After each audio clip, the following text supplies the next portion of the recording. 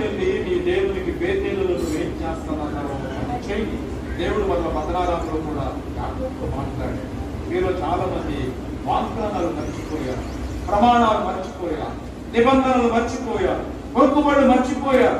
దేవునికి ఇస్తానన్నవి, చేస్తానన్నవి, తీసుకొస్తానన్నవి, అవి చేస్తాం ఇది చేస్తానని మర్చిపోయావు.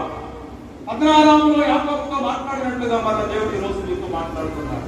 ఎక్కడ నీ సమర్పణ, ఎక్కడ నీ త్యాగం, ఎక్కడ నీ దేవుని కొరకు నువ్వు చేసిన గొప్ప యాగం? బైబిల్ గ్రంథంలో చాలా బలిపీఠం ఉన్నాయి. అన్ని బలిపీఠాల కంటే శాస్త్రమైన బలిపీఠం ఏంటంటే సమర్పణ బలిపీఠం. ఏ బలిపీఠం? అది అబ్రహాము చేశాడు. ఎవరితో చేశాడు?